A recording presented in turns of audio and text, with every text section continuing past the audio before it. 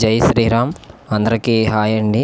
Welcome to our channel Repalle local temples. ఇప్పుడు మనం చూడబోయే ఆలయం శ్రీ ప్రసన్నాంజనేయ స్వామి వారి ఆలయం. ఇది ఎక్కడ ఉన్నదంటే బాపట్ల జిల్లా రేపల్లె మండలం పేటేరు గ్రామం నందు ఉన్నది. ఈ రోజు నుంచి అనగా వైశాఖ శుద్ధ పౌర్ణమి గురువారము 23వ తారీఖు 5వ నెల 2024 నుంచి 31వ తారీఖు వరకు శుక్రవారం వరకు శ్రీ ఆంజనేయ దివ్య కథామృతమైన సుందరాకాండ ప్రవచన యజ్ఞం జరుగుతున్నది. ప్రవచనకర్త శ్రీ అప్పికట్ల వెంకటేశ్వరరావు సిద్ధాంతి గారు తెనాలి వారిచే ప్రతిరోజు ఉదయం 10 గంటల నుంచి 11:30 గంటల వరకు శ్రీ సుందరాకాండ ప్రవచన యజ్ఞము జరుగుతున్నది. కావున భక్తులందరూ కూడా విచ్చేసి ఈ సుందరాకాండ ప్రవచనాన్ని విని ధరించవలసిందిగా కోరుతున్నారు. ఇట్లు ఆలయ అర్చక స్వామి.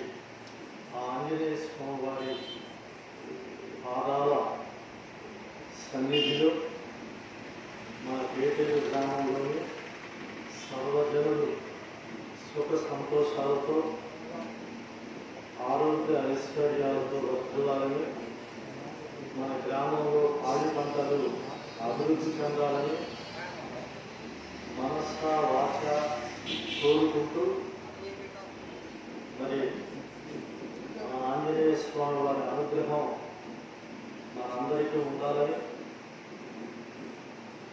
ఈ రోజు నుంచి 9 రోజులు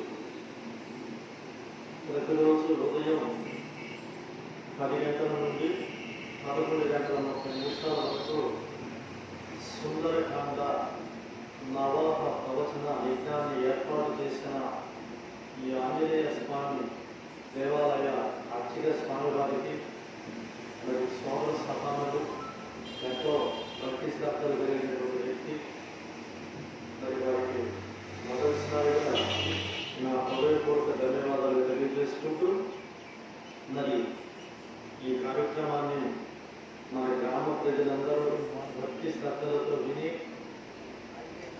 ఆ యొక్క ఆంజనేయ స్వామి అనుగ్రహం పొందాలని కోరుకుంటూ మరి ఇప్పటికే మనకి సమయం మించిపోయింది. ఈ సుందరకాండ ప్రవచనాన్ని మనం యజ్ఞాన్ని మనం మొదలుపెట్టుకోబోతూ ఉన్నాం. భక్తులారా, మరి చక్కగా ఈ ప్రవచనాన్ని భక్తి శ్రద్ధలతో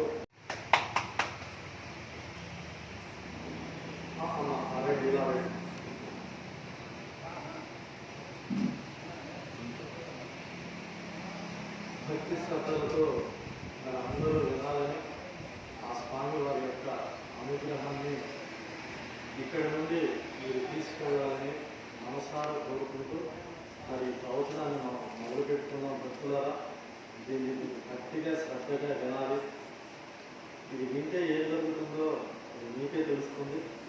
చక్కగా మన గ్రామ ప్రజలందరూ బాగుండాలని సంకల్పం చెప్పుకొని ఈ ప్రవచనంలోకి మన అర్థం. భక్తులారా, చక్కగా 2 చేతులు జోడించండి.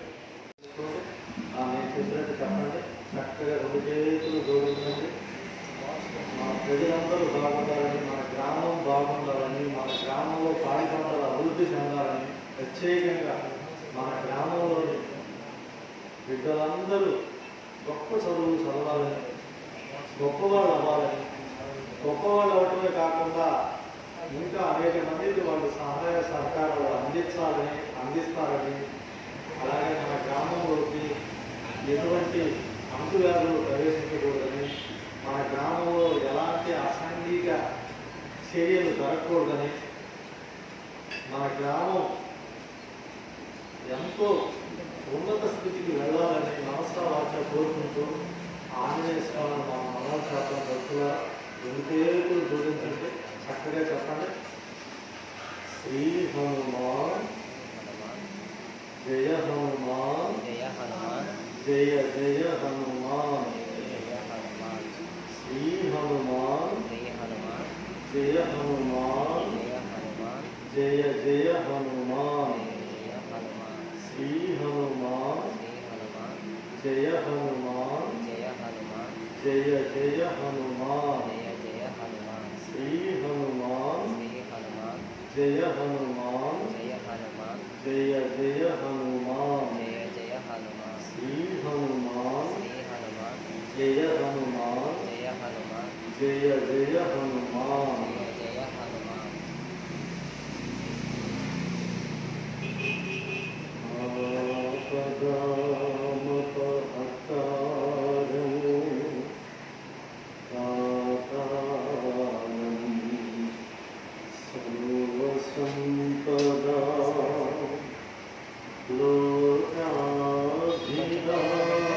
కొంచెం దూరంగా పెడితే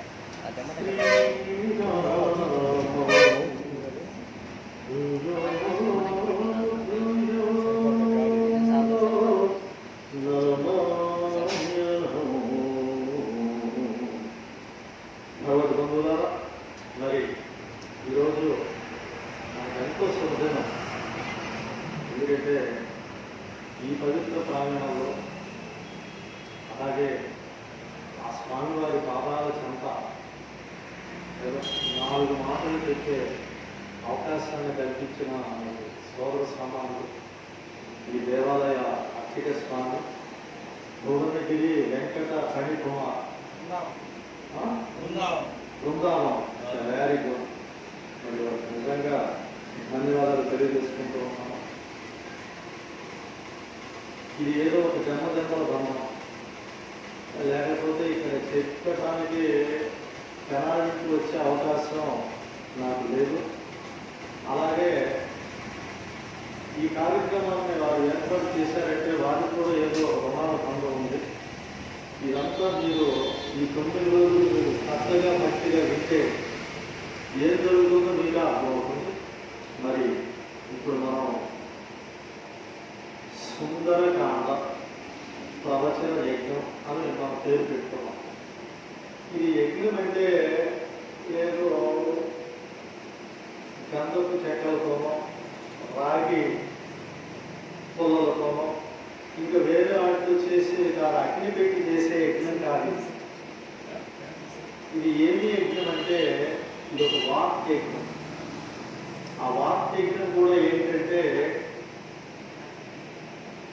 మనం ఒక రాజకీయ నాయకుడి గురించి మాట్లాడుకోవటం కాకుండా, ఒక సినిమా వాళ్ళ గురించి యజ్ఞం కాకుండా, సాక్షాత్ శివాంశ సంభూతుడైన ఆ పవన సుతుని యొక్క దివ్యమైన చరిత్రను మనం చెప్పుకోబోతున్నాం. 9 రోజులు. ఇది జన్మజన్మ బంధం, ఇది ఎవరికి రాదు. అయితే ఇది మనం శ్రద్ధగా భక్తిగా వింటే మన జీవితాలు ధన్యమైపోతాయి, మన కుటుంబాలు ధన్యమైపోతాయి, మన గ్రామాలు పాడి పంటలతో అభివృద్ధి చెందుతాయి, మన గ్రామంలోని సర్వజనులు సుఖ సంతోషాలతో ఆరోగ్య ఐశ్వర్యాలతో ఉంటారు. ఇంకా చెప్పాలంటే ఎలాంటి అనారోగ్యం లేకుండా, ఇంకా చెప్పాలంటే జ్యోతిషపరమైనటువంటి దోషాలు లేకుండా, వాస్తుపరమైన దోషాలు లేకుండా. అంటే జ్యోతిషపరమైన దోషాలు అంటే ఏంటి? కాలసర్ప దోషం, కుజ దోషం, సర్ప దోషం, ఏలినాటి శని దోషం, ఇవన్నీ లేకుండా ఇక మమ్మల్ని కలగక్కర్లా వీటి కోసం. ఇది మనసులో వాటి వింటే ఆ బంగారు దండలు చూసుకుంటాయి. ఎందుకంటే సర్వదేవతా స్వరూపుడు ఆంజనేయుడు అంటే సాక్షాత్తు శివాంశ సంభూతుడు, 11వ రుద్రావతారం. ఈ ఆంజనేయ స్వామి గురించి ఎక్కడైతే చెప్పబడుతుందో, ఏ గ్రామంలో అయితే ఆంజనేయ స్వామి కోపపడతాడో అక్కడ సర్వదోషాలు పోతాయి. ఇంకా చెప్పాలంటే మరి కొంచెం మీరు నిజమేనా అనిపిస్తుందేమో, ఎక్కడైతే ఆంజనేయుడి గురించి చెప్పబడుతుందో అక్కడ సర్వదేవతలు కూర్చొని పెట్టారట. ఎక్కడైతే సుందరకాండ చెప్పబడుతుందో ఆ శ్రీరామచంద్రుడు ఫ్యామిలీ ఉంది కదా, శ్రీరామచంద్రుడు ఫ్యామిలీ అంటే రామచంద్రుడు కుటుంబం ఉంది కదా, ఆ రామచంద్రుడి కుటుంబం అంటే ఎవరు? ఎంతమంది ఉంటారు వాళ్ళ ఫ్యామిలీలో? రామచంద్రుడికి ఎంతమంది తమ్ముళ్ళు?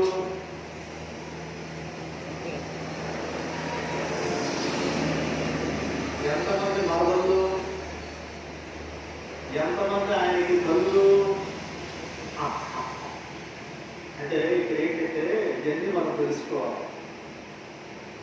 కాబట్టి ఇలాంటి కార్యక్రమాలు మన గ్రామాల్లో పెట్టుకోవాలి. మనకి ఎంతసేపటికి జగన్ ప్రభుత్వం ఉంటుందా పడిపోతుందా, చంద్రబాబు నాయుడు ప్రభుత్వం ఏర్పాటు చేస్తాడా, లేక అక్కడ మోడీ ఉంటాడా, సోనియా గాంధీ ఉంటుందా, పవన్ కళ్యాణ్ సినిమా ఎప్పుడు వస్తుంది, ఇది ఈ చెత్తతో నిండిపోయింది మన మైండ్. మనకి నిండితే నిన్న మన పిల్లలకు కూడా సప్లై చేస్తాం. అంటే ఇలాంటి గ్రామాలు ఈ పడాలి. ఈ పడితే అమ్మా నాన్నని బతుకున్నాగానే ఈడ్చుకునే గేదెల్లాగా గొడ్డుల్లాగా ఓల్డేజ్ హోమ్కి మన పిల్లలు మనల్ని పంపించరు. ఇంకా చెప్పాలంటే పెళ్లిళ్ళు చేసుకుని వేరే ఊరు వెళ్ళిపోతూ మనల్ని దిక్కు మక్కు లేని అనాథలాగా కొంపలో పడేసి వెళ్ళరు. మనం అందరం అనాథలుగా చచ్చిపోతున్నాం. ఇవాళ ఎక్కడ చచ్చిపోతున్నారా అంటే జనాలందరూ హాస్పిటల్లో చచ్చిపోతున్నారా. అయ్యా మరి మా నాన్నగారికి ఎట్లా ఉంది అంటే, అమ్మ మీ నాన్నగారికి ఇవాళ ఆదివారం కాదు, ఇవాళ గురువారం కదా, రేపు ఆదివారంతో తగ్గిపోతామా, మేము డిశ్చార్జ్ చేద్దామని డాక్టర్లు చెప్తుంటే, వద్దండి మా నాన్నగారికి మీరు డిశ్చార్జ్ చేయొద్దు, చచ్చిపోయేదాకా ఇక్కడే పెట్టుకుని డబ్బులు కడతామంటారు. ఎంత పాపాన్ని మనం మూట కట్టుకుంటున్నాం. ఇది ఎంత అన్యాయం. ఏ తండ్రి అయినా ఏ తల్లి అయినా 9 మాసాలు మోసి కని పెంచి విద్యాబుద్ధులు చెప్పించిన బిడ్డలు నా అంతిమ సమయంలో నేను తుది శ్వాస విడిచేటప్పుడు అన్ని తోసి నీళ్లు పోయాలని కలలుగానే భారతీయ సంస్కృతి మన రక్తంలో నరాన నిండిపోయిన ఈ యొక్క భారతీయ సంస్కృతి సాంప్రదాయాలు ఆ వెస్ట్రన్ కల్చర్ని బట్టి దుర్గేస్తున్నాయి. అంటే పాశ్చాత్యము పెను తుఫానికి రెపరెపలాడుతున్న మన హైందవ ధర్మాన్ని మనం కాపాడుకోకపోతే మనం అందరం అనాథలుగా చచ్చిపోతాం. ఇంకా చెప్పాలంటే జీవోత్సవాలుగా చచ్చిపోతాం. ఇక మనల్ని మోసేవాడు ఉండడు. ఎక్కడికి పోతుంది మన సంస్కృతి, ఎక్కడికి పోతుంది మన సాంప్రదాయాలు. హైవే యాక్సిడెంట్లని, ఐ యాక్సిడెంట్లని, ఈయని ఉన్న దేవాలయాలని మాత్రం పెట్టేస్తున్నాం. ఆఖరికి పరిస్థితి ఎట్లా వచ్చిందండి, ఫోన్లో వాట్సాప్లో మంత్రాలు వింటాం, ఫోన్లో హనుమాన్ చాలీసాలు వింటాం, ఫోన్లో దేవుడికి దండ పెట్టాం. ఇవాళ గుడికి వెళ్ళేవాడు లేడు. హనుమాన్ చాలీసా చదవంటే ఎందుకంటే ఫోన్లో ఉంటుంది కదా. వీటిని మనము కాపాడుకోకపోతే కూర్చో కూర్చో, వీటిని మనము కాపాడుకోకపోతే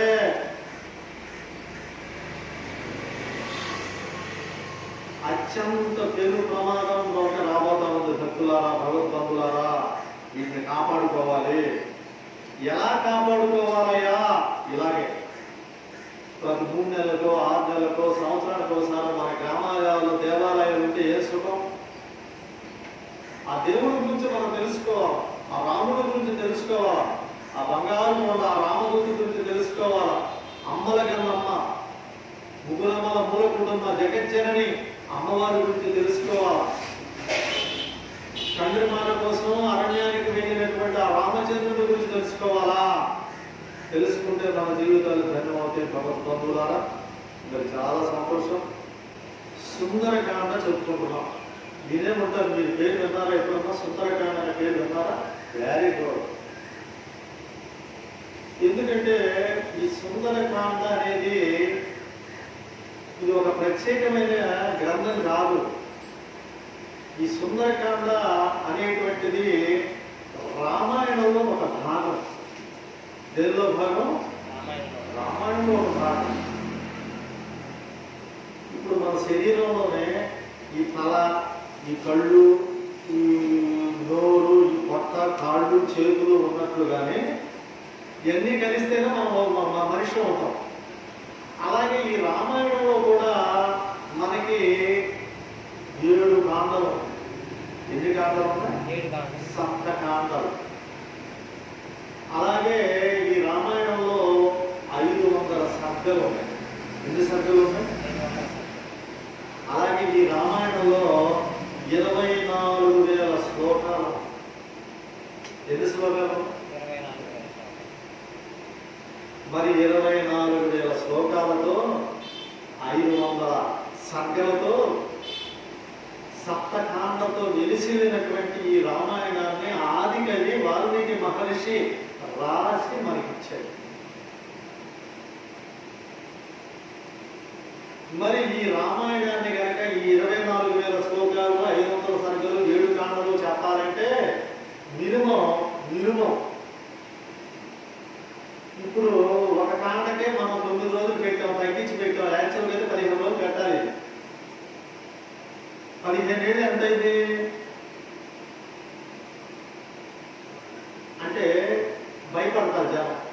అంటే సంపూర్ణ రామాయణ ప్రవచన యజ్ఞాన్ని మనకు పెట్టుకుంటే దీన్ని ఆదరించేవాడు లేదు, దీన్ని విని శ్రద్ధగా ఆలకించేవాడు లేదు. మరి ఏం చేయాలని దీనిలో మన మానవ శరీరంలో మనం ఏమి లేకపోయినా మనం బతుకుతాం. ఇప్పుడు 2 చేతులు ఉన్నాయి, ఒక చేయి పడింది నాకు యాక్సిడెంట్లో, ఒక చేయి మిగిలితే వాడు చచ్చిపోతాడా? బతుకుంటాడు. ఒక కన్ను పోయినా బతుకుంటాడు, ఒక చెవి పోయినా బతుకుంటాడు. అయితే మన యొక్క గుండె కనుక పగిలిపోతే వాడు బతుకుతాడా? బతుకుడు. డాక్టర్ గారు ఏమంటాడు? హార్ట్ ఫెయిల్ అయింది అంటాడు. అలాగే ఈ రామాయణంలో 7 కాండలు ఏంటయ్యి? బాలకాండ, అయోధ్యకాండ, అరణ్యకాండ, కిష్కింధకాండ, ఇప్పుడు మనం చెప్పుకోబోతున్నది సుందరకాండ. తర్వాత 6వ కాండ ఏంటి? యుద్ధకాండ. 7వ కాండ ఉత్తరకాండ. అంటే మొత్తం 7 కాండాలు. ఈ 7 కాండాలని పక్కన పెట్టి మరి ఏం చేద్దాం? అత్యంత ముఖ్యమైనది ఏందయ్యా అంటే సుందరకాండ. సుందరకాండ అంటే ఇది ఒక మంత్రకాండ. సుందరకాండ అంటే ఇది ఒక ఆనందకాండ. సుందరకాండ అంటే అమ్మవారిని రావణాసుడు తీసుకుపోతే అమ్మవారిని వెతికి తీసుకెళ్ళటానికి సాక్షాత్తు ఆ పరమశివుడే ఆ హనుమంతుడుగా వచ్చిన కాండ. దీని పేరు ఏమైనా పెట్టుకేంటంటే మనకి వాల్మీకి మహర్షి ఏం పేరు పెట్టాడు ఈ భాగానికి? రాముడు చిన్న పిల్లవాడుగా ఉన్నాడు కాబట్టి దానికి ఏమని పెట్టాడు? బాలకాండ అని పెట్టాడు. తర్వాత ఈ విధి వర్తించి అర్థం కాకలా వెళ్ళిన తర్వాత ఏం చేశాడు? రాముడు ఏం చేశాడు? దానికి ఏం చేశాడు? అయోధ్యకాండ, అరణ్యకాండ, కిష్కింధకాండ, సుందరకాండ, యుద్ధకాండ, ఉత్తరకాండ. అయితే అన్ని పేర్లు పెట్టాడు వాల్మీకి మహర్షి, బాగానే పెట్టాడు. రాముడు కిష్కింధకి వెళ్ళాడు కాబట్టి కిష్కింధకాండ, అయోధ్యలో ఉన్నాడు కాబట్టి అయోధ్యకాండ, అరణ్యానికి వెళ్ళాడు కాబట్టి అరణ్యకాండ, యుద్ధం చేశాడు కాబట్టి యుద్ధకాండ. ఆ తర్వాత జరిగిన ఉత్తరకాండ. ఉత్తరం అంటే ఏంటి? ఉత్తరం అంటే ఏంటి? ఉత్తరం రైటే కదా, వెరీ గుడ్. అట్లాగే నేను జ్యోతిషం చెప్తాను కాబట్టి నేను ఉత్తరం అంటే ఉత్తర దిశ, నార్త్ అంటాం. అంటే ఈస్ట్, నార్త్, వెస్ట్, సౌత్. ఇక్కడ ఉత్తరం అంటే ఏంటి? మనకు పూర్వము ఈ ఫోన్లు లేనప్పుడు మనకి ఏమొచ్చాయి? మన ఇంటికి ఉత్తరం వచ్చేది. మేమందరం చదువుకునేటప్పుడు ఎదురు చూసేవాళ్ళం. మాకు మార్పు తీసుకురావాలన్నా ఒక పోస్టే వచ్చేది, ఏది రావాలన్నా పోస్టే. ఆ పోస్ట్ మనం ఉత్తరం అంటే పరిగెత్తేవాళ్ళం, ఏమన్నా మంచి లెటర్స్ కట్టాడేమో. అలాగే ఉత్తరం అంటే ఏంటి? సమాధానం. ఇప్పుడు అమ్మ మరి అయ్యా అమ్మాయిని చూశారు కదా మీరు, తెనాల నుంచి వచ్చారు, మా అమ్మాయి మీకు నచ్చిందా? నచ్చింది అంటున్నాడు. ఒకసారి మేము ఇంటికి వెళ్ళి ఉత్తరం రాస్తాం. ఉత్తరం అంటే ఏంటి? సమాధానం మనకి. అంటే ఈ 6 కాండల్లో జరిగినటువంటి వాటికి సమాధానం దొరికే కాండ ఏ కాండ? ఉత్తరకాండ. ఇది 7 కాండలు మొత్తం. అయితే ఇప్పుడు వీటిలో మనం చెప్పుకోవడానికి టైం లేదు, వినడానికి మీకు అసలు టైం లేదు. ఎందుకంటే ఇవాళ వాట్సాప్లు చూసుకోవడానికి టైం లేదు, మెసేజ్లు చూసుకోవడానికి టైం లేదు, స్టేటస్ పంపించడానికి టైం, వీటికే సరిపోతుంది. మన జీవితం అంతా దీనికే సరిపోతుంది. ఇంకా నా వల్ల రామాయణం ఎక్కడో మనకి చదువుకోవడానికి, వినడానికి.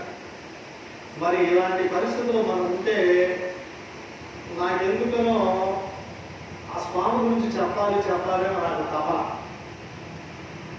అందుకే అందుకని నా దగ్గరికి ఎవరన్నా జ్యోతిష్యానికి వచ్చినప్పుడు ప్రత్యేకంగా మీరు చూసినప్పుడు మీరు ద్వారా ఈ ప్రవచనం చేద్దామనే సంకల్పంతో నేను వారిని కోరాను.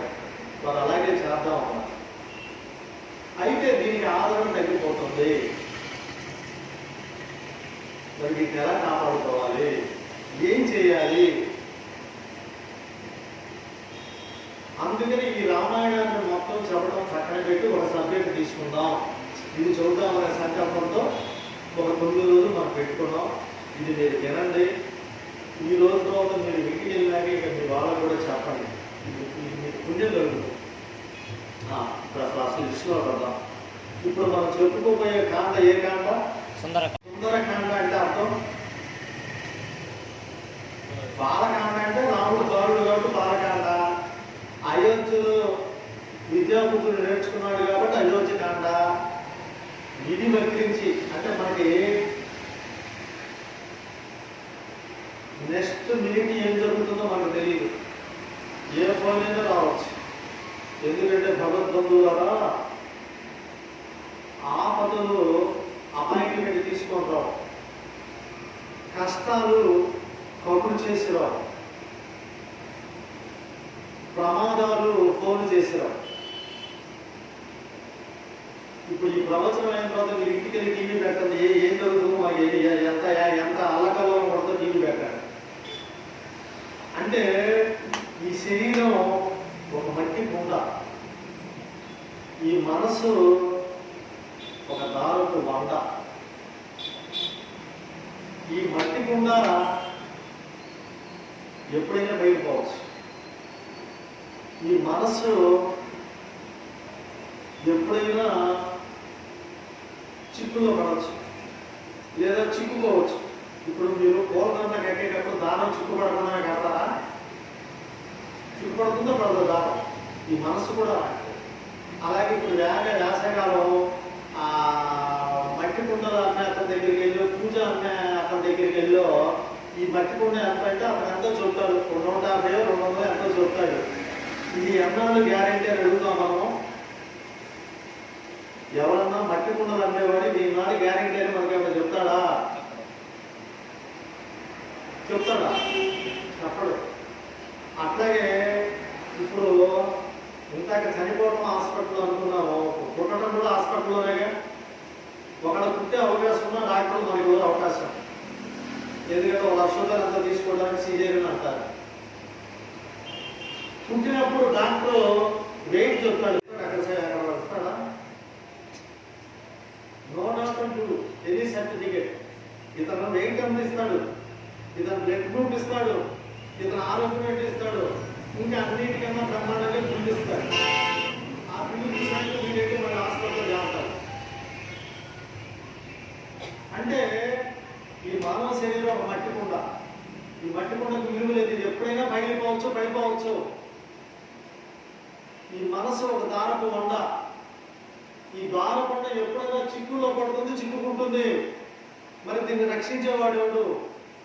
దీన్ని కాపాడేవాడు ఎవడు? ఎవరు లేరు. మరి ఏమి చేయవలనయా అంటే ఆ స్వామివారికి మనం సరెండర్ అవటమే. ఏమవ్వాలి? మనము సరెండర్ అవ్వాలి. ఎందుకు సరెండర్ అవ్వాలో తెలుసా? మనం కనుక ఆయనకి సరెండర్ కాకపోతే, ఆయన పాదాలు పట్టుకోకపోతే ఈ ప్రపంచం అంతా మోసాలతో నిండి ఉంది. ఈ ప్రపంచం అంతా అన్యాయాలతో నిండి ఉంది, అక్రమాలతో నిండి ఉంది. ఎందుకంటే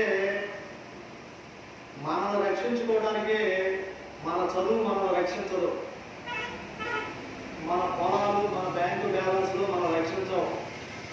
మీ పిల్లలు, నా పిల్లలు మనల్ని అసలు రక్షించరు. ఇంకా చెప్పాలంటే వాళ్ళ రీసెర్చ్ చేయాలంటే పిల్లల వల్ల చాలా మంది తెచ్చుకుంటారు. తల్లిదండ్రులు సూసైడ్ చేసుకుంటారా? అంటే నీకు ఉన్న బలము నువ్వు రక్షించడానికి నీకు ఉపయోగపడదు. ఎందుకంటే మరి మీరందరూ చదువుకున్న వాళ్ళు కనపడుతున్నారు. మనకి గజేంద్ర వంశంలో గజేంద్రుడు ఏం చేశాడు? ముసలి కాలు పెట్టుకుంటే వెంటనే దేవుణ్ణి మొరపెట్టుకుని ప్రార్థించాడా? 1000 సంవత్సరాల ఫైట్ జరిగిందంట గజేంద్రుడికి మకరేంద్రుడికి. అప్పుడు ప్రార్థించాడు, నా ప్రాణములు పావులు తప్పుతున్నవి, లావక్కంతయు లేదు, ప్రాణములు విలోలంబమాయే. అయ్యా నేను ఎన్నాడు ఆ ముసలతో పోరాడి అలసి సొలసిపోయాను, నన్ను నువ్వు కాపాడు. ఎందుకంటే అది 1,00,000 ఎకరాల పొలం అంటది. ఆ పొలంలో తన భార్య బిడ్డలతో, కొడుకులతో, కోడలతో, అల్లుళ్ళతో, మనవలతో అందరితో కలిసి ఆ గజేంద్రుడు ఆ ఏనుగు విహారం చేసుకుంటూ బాగా ఎండగా ఉంది, కాసేపు ఈ సరస్సులో స్నానం చేద్దామని దిగాడట. అందరూ దిగారు, చక్కగా స్నానాలు చేశారు, జలకాడని బయటకు వచ్చాడు. ఈ గజేంద్రుడికి కోరిక పెరిగింది, ఇంకొంచెం లోపలికి వెళ్దాం, మనకి ఎవడు ఎదురు చూస్తాడు అని లోపలికి వెళ్ళాడు. ఆ లోపలికి వెళ్ళి ఏం చేశాడు, తన యొక్క తొండంతో, తన యొక్క బలంతో, తన యొక్క అహంకారంతో విచ్చలవిడిగా కొలందంతా కొట్టేస్తున్నాడు తొండంతో. అక్కడ ఉన్నటువంటి కొన్ని పువ్వులు అన్నీ కూడా చల్లా చెదిరైపోయాయి. అప్పటికే చక్కగా ఒక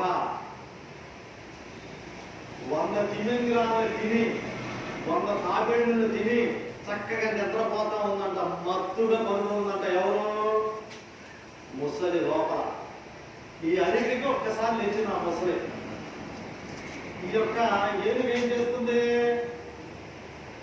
మత బలంతో, అహంకారంతో నాకు ఎదురే ఉంది, నన్ను అడిగే వాళ్ళు ఏం చేసింది? నిత్యం మీద విజృంభిస్తా ఉంది. అప్పుడు ఆ గజేంద్రుడు ఏం చేశాడు? మకరాన్ని, ఇది గజేంద్ర మోక్షం. ఆ గజేంద్రుడికి స్వామివారు మోక్షం ఇచ్చాడు. దేనికి ఇచ్చాడు? అప్పుడు ప్రార్థించింది. అప్పుడు దాకా అసలు దేవుడు అంటే నమ్మలా.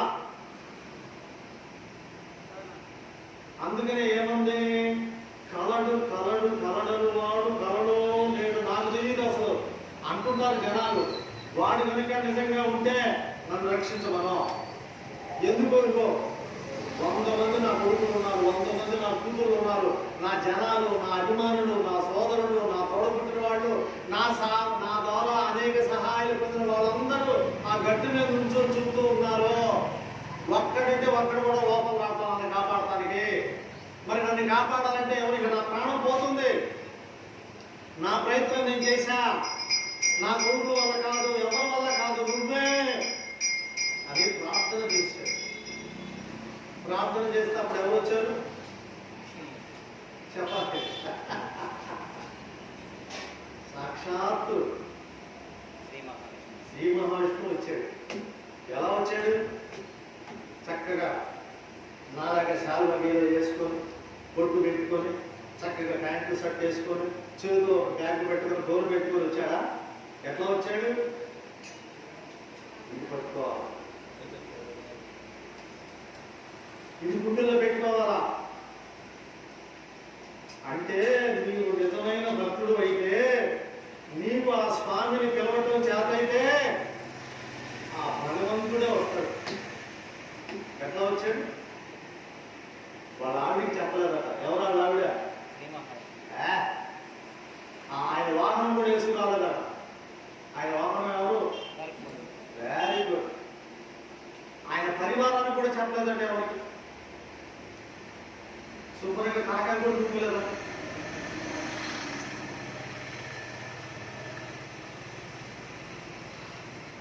నీకు అడగటం చేత అయితే అమ్మే కాదు, ఎవరైనా పెడతారు.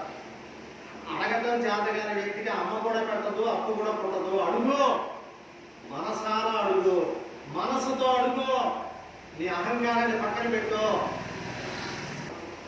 సుందరం అంటే ఏంటంటే అందమైనది. అందం అంటే ఏంటి? అందంగా ఎందుకు ఉండాలి? మనం అసలు ఆనందాన్ని కలిగించాలి. అందం ఏం చేస్తుంది? అందమే ఆనందం, ఆనందమే జీవితం. ఆనందం. మనకు కొంపల్లో ఆనందం లేకపోతే ఇక ఇంటికి వెళ్ళడం మాకు చాలా మంది భయపడుతుంటారు. మగాడు ఒక ఆయన నేను అడిగా, ఏంటంటే ఇప్పుడు మరి ఈ టైంలో అంటే, లేదు గురువు గారు, 11 అయితే కానీ మా ఆవిడ నిద్రపోదు, అప్పుడు వెళ్తానండి ఇంటికి అన్నాడే. అంటే మనకి ఇళ్లలో భయపడేటట్టు చేయబోతున్నాం. అంటే అందం అంటే ఏంటి? చక్కగా డ్రై చేసేసి మాంజ పూసేసి పాన్స్ డబ్బా డబ్బా డబ్బా డబ్బా పెట్టేసేసి ఇది కాదు అందం అంటే. అందం అంటే నీ మనసు అందంగా ఉండాలి, నీ చేత అందంగా ఉండాలి, నీ మాట అందంగా ఉండాలి. ఒక మాట మాట్లాడితే ఎమ్మడి పడి రావాలి. నువ్వు ఒక పని చేస్తే, అలాగే నా దగ్గరకు ఒక ఐఏఎస్ ఆఫీసర్ వచ్చాడు, జ్యోతిష్యం. పక్కన 20 మంది ఉన్నారు.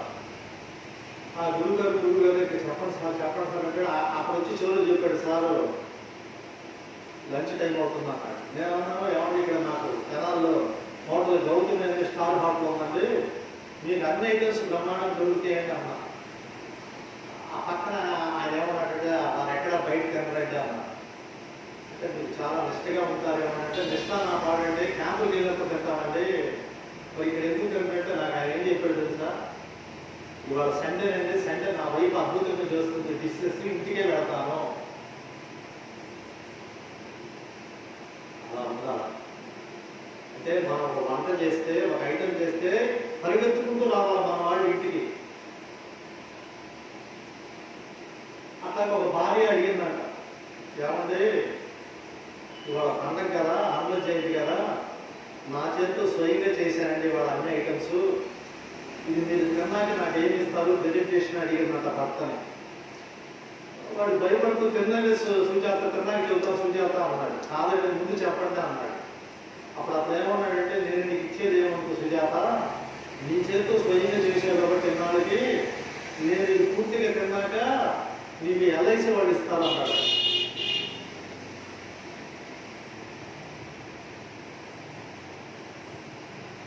అప్పుడే అంటే అలా మనం భయపెట్టకూడదు. ప్రేమతో, మన చేతలతో, మన మాటలతో. కేవలం భక్తి అంటే, పూజ అంటే మంగళవారం శనివారం వచ్చి కొబ్బరికాయ కొట్టి స్వీట్లు గుడ్డలతో కుదరదు. భక్తి అంటే ప్రతి వ్యక్తిలో భగవంతుడు మనం చూడాలి, అదే నిజమైన భక్తి. వాళ్ళ పరిస్థితి ఎలా వచ్చింది? ఆంజనేయ స్వామి గుడికి వెళ్ళేవాడు సాయిబాబా గుడికి వెళ్ళాడు, సాయిబాబా గుడికి వెళ్ళేవాడు వెంకటేశ్వర గుడికి వెళ్ళాడు, వెంకటేశ్వర గుడికి వెళ్ళేవాడు అమ్మవారి గుడికి వెళ్ళాడు. ఏమైపోతున్నాం మనం? మన హిందూ ధర్మం ఏమైపోతుంది? రోజు రోజుకి చిక్కిపోతుంది, పంచపడిపోతుంది. దేవుడు అందరికీ ఒక్కడే. ఇప్పుడు ఆంజనేయ స్వామి ఎవరు భక్తుడు చెప్పండి, చెప్పాలి. ఈ నోటుకున్న పాపాలన్నీ పోతాయి. శ్రీరామ అంటే ఈ నోరుకు, నారికి, పళ్ళకు ఉన్న మొత్తం జబ్బులన్నీ పోతాయి. ఎవరు భక్తుడు? ఆంజనేయ స్వామి శ్రీరామ భక్తుడు. మరి ఆయన శ్రీరాముడికి పనులు చేస్తారు, వేరే వారికి ఎవరు సహాయం చేయగలరా? అసలు ఆయన సహాయం పొందడం ఎవరు ఉన్నారు?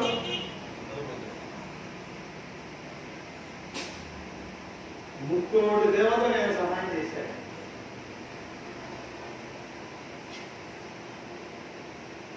అందుకనే సనకాది బ్రహ్మాది మునీస నారద శారద సహిత అహీస యమ కుబేర దిగపాల జహితే కలికోలిద కహసహే కహితే. ఇదంతా ప్రవచనం ఈ రోజంతా మాకు చెప్పాలంటే. నువ్వు భక్తుడుగా, నువ్వెవరు రామ భక్తుడుగా, అమ్మ భక్తుడుగా, వెంకటేశ్వర భక్తుడుగా, బాబా భక్తుడుగా, అమ్మవారి భక్తుడుగా పక్కన పెట్టు. నువ్వు ప్రతి మనిషిలో దేవుడు చూడాలి. చూడకపోతే ఈ భక్తి నిర్వహింపబడిపోతుంది. సరే, ఓకే. ఇప్పుడు మనం చెప్పుకుంటుంది ఏ కాండ భక్తులలో? సుందరకాండ. ఇది ఒక ఆనందకాండ. సుందరం అంటే ఏంటి? అందము. అందం అంటే ఒక పాట మనం చెప్పుకున్నాం. అసలు అందం అంటే ఏంటి? దీనికి నిర్వచనమే లేదు. అందానికి నిర్వచనం లేదు. అయితే అందం అంటే ఏంటంటే, ఎవరైతే ఆనందంగా ఉంటారో వాళ్ళు అందంగా ఉంటారు, అంతే. అట్ట కాకుండా ఒక 10,000 రూపాయలు చీర కట్టుకొని, ఒక అరకిలో చోదలు వేసేసి ఈ వంటి మీద ఒక 2-3 పేస్టులు పోసేసి, మాంగాలు పేరులు పోసేసి, 7 మొహం పెట్టుకుని కొబ్బరి కూర్చుంటే అందంగా ఉంటారు వాళ్ళు. ఇప్పుడు ఒక మహాతల్లి ఉన్నది, 100 పుష్పదాడే ఉండదు ఒంటి మీద, 100 రూపాయలు చీరే. ఎంత సంతోషంగా ఉంటుంది. ఎంత సేవ చేస్తుంది దీంతో? వాళ్ళు అందంగా ఉంటారా? ఈ కేజీలు వేసుకుంటే వాళ్ళు అందంగా ఉంటారా? అంటే ఒకటే, అందం అంటే ఆనందం. ముందు నువ్వు ఆనందంగా ఉండు, నీ తోటి వాళ్ళని ఆనందం చేయి. అది డబ్బులుగా చేస్తావా, సేవ చేస్తావా, మాట సహాయం చేస్తావా, అది నీ ఇష్టం. నువ్వు డబ్బు నుంచి ఎంతకాలం ఆనందపడతావు జనాలలో? మన బిహేవియర్తో, మన సేవతో, మన మాటలతో మనం ఆనందపడతాం. ఇప్పుడు సుందరం అంటే ఆనందం. ఇప్పుడు ఈ ఆనందం కలిగించిన వాడు ఎవడు? ఆ బంగారం. ఎవరికి కలిగించాడు ఆనందాన్ని? ఒక ఇద్దరు పేర్లు చెప్పండి. వెళ్దాం మన ప్రవచనంలోకి. ఆంజనేయుడు ఎవరికి ఆనందాన్ని కలిగించాడు? అమ్మా, శ్రీరాముడికి సీతారాముడు. Very good. ఇంకెవరు చూద్దారు? చూడండి, వీళ్ళంతా ధన్యులు.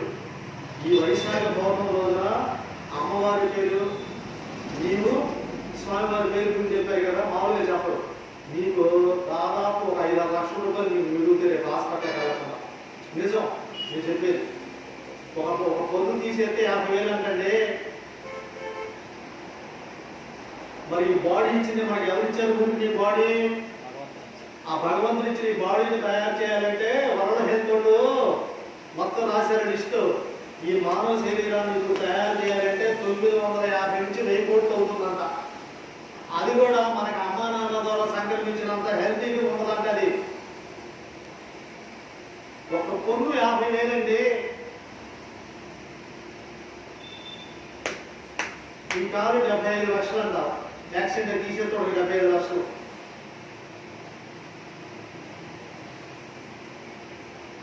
ఓకే. శ్రీరామచంద్రుడికి సీతమ్మవారికి ఇంకా ఇంకొక మీరేమో ఒకటి చెప్పడం. ఈ పవిత్ర ప్రాంతంలో చక్కగా ఈ టైంలో ఎవరి చదువుతారా? ఇంకెవరు హెల్ప్ చేసేది? అమ్మా లక్ష్మణుడిగా. వెరీ గుడ్, వెరీ బాగా చెప్పా. ఇంకొకడు భరతుడికి. Very good. ఇంత పోతే ఇంక నా సంవత్సరం 11 అయిపోతుంది. ఎంతో మంది చేశాడు. విభీషణుడికి చేయలేదా? శుక్రుడికి చేయలేదా? ఎంతమందికి సహాయం చేశాడు?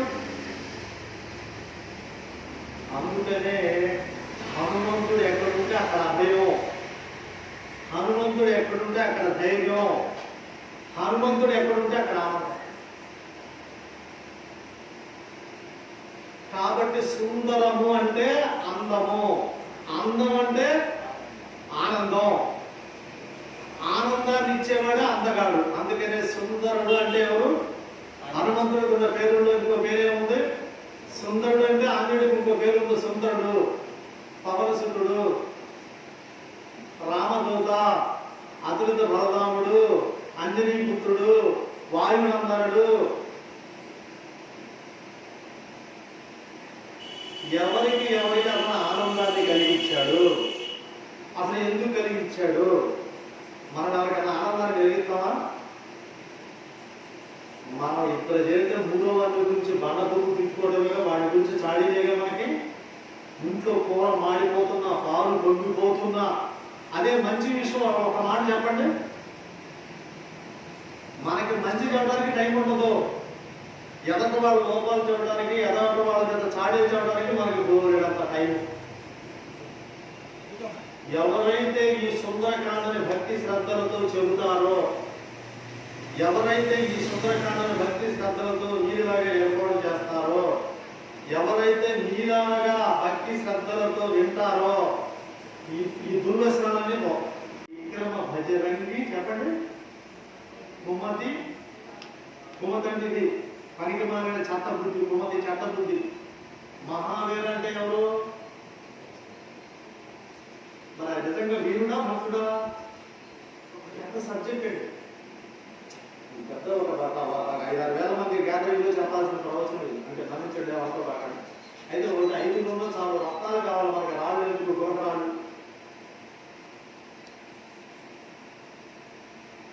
ఆంజనేయుడు అసలు భక్తుడా భగవంతుడా? నా క్వశ్చన్. అంటే మనందరూ తల్లిబిడ్డలాగా చెప్పుకుందాం. ఏదో 4 మాటలు చెప్పి వెళ్ళిపోతే ఉపయోగం లేదు, తీసుకెళ్దాం. ఆంజనేయుడు భక్తుడా భగవంతుడా? అనే క్వశ్చన్ స్టార్ట్ అయింది ఇవాళ. అలాగే ఇతర దేశాల్లో ఈ భారతీయులకి ఇచ్చి వీళ్ళు చెట్టుకు మొక్కుతారు, పశువులకు మొక్కుతారు, పిట్టలకు మొక్కుతారు, పుట్టలకు మొక్కుతారు, అలాగే నదులకి, నాగులకి, చెరువులకి, కాలువలకి మొక్కుతారు. ఈ భారతీయులంతా పిచ్చోళ్ళు అని ఒక అతను క్వశ్చన్ చేసాడంటే, అమెరికా అతను, అతను ఇంగ్లీష్ అతను. అప్పుడు ఏమంటే కరెక్టేనే వీళ్ళంతా మొక్కుతారు అంటున్నారు కదా, అసలు ఏ దేవుడిని ఎక్కువ భారతీయులు పూజిస్తారని క్వశ్చన్ చేశారు వాళ్ళు. ఇప్పుడు మనం చెట్టుకు మొక్కుతామా? ఏ చెట్టుకు మొక్కుతాం? ఏంటో చెబుతా. గురువు గారు మా రేవతి నక్షత్రం ఆ మేర రాసి ఏది రాసి అలాగే చెప్పి జరుగుతుంది, నమస్కారాలు చెప్పి. అలాగే నాకు ఏది రాసి గురువు గారు ఆ ఆవులు ప్రదర్శన అంటే చెట్టు అయిపోయింది, జంతువు అయిపోయింది కదా. ఇక పక్షులు ఉన్నాయి కదా, మనకి గరుడు మంతుడు వీళ్ళందరూ పక్షులేగా. ఇక దేవుడు అంటే 3 దేవతలు మనకి పేర్లు ఏం చదువు టైం సరిపోతారు.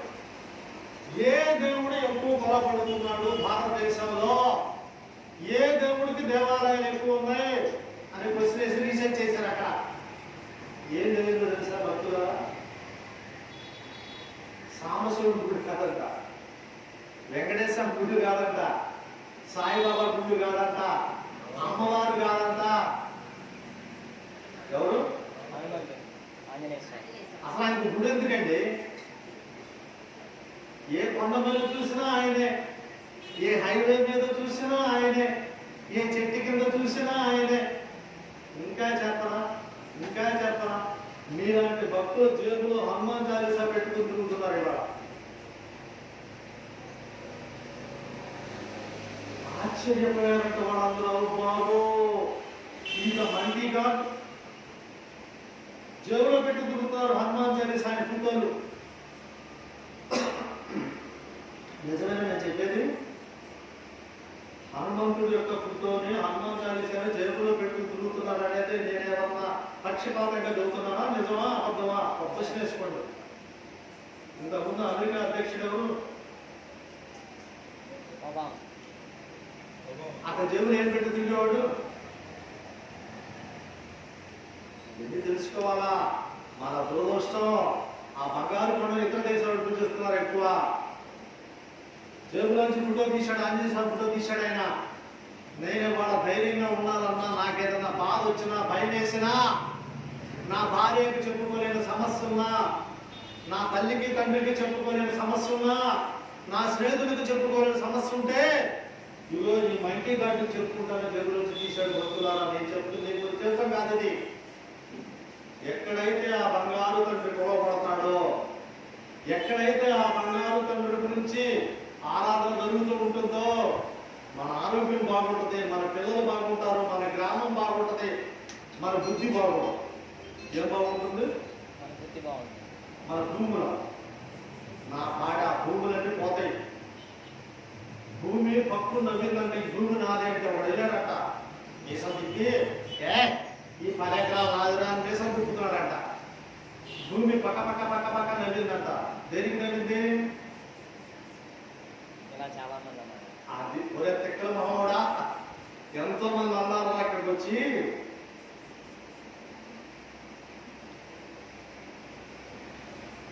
నీతో ఉండేదేంటి? మంచి మనం చేసిన సేవ, మనం చూపిన ప్రేమ. ప్రేమించండి, ప్రేమగా ఉండండి. ఎందుకు తెలుసా భక్తులారా? మళ్ళీ రేపు ఇక్కడికి వస్తామో లేదో, ఆ బంగారు కొండ అనుమతిస్తాడో లేదో. ఎందుకంటే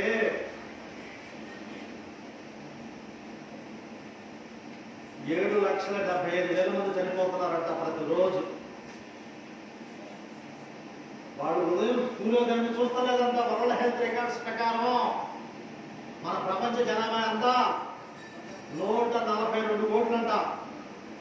ఈ 142 కోట్ల మంది జనంలో రేపు సూర్యోదయం చూసేవాళ్ళు ఎంతమంది అయ్యంటే మినిమం ఒక 6.5 నుంచి 7 లక్షల మంది చూడరంట. అర్థమవుతుందా? అంటే ఈ రోజు మనం ఎంత సంతోషంగా ఆనందంగా ఆ సూర్యోదయాన్ని చూచామో, ఆ బంగారు తండ్రిని దర్శించుకోవడానికి వచ్చామో, అంటే ఇక్కడే కాదుగా ప్రపంచవ్యాప్తంగా ఈ భక్తులు ఉంటారు కదా. తిరుపతి యాత్ర దోమలో చచ్చిపోయిన వాళ్ళు ఉన్నారు, దేవుని దర్శించుకోవడానికి కీలేలో చనిపోయిన వాళ్ళు ఉన్నారు.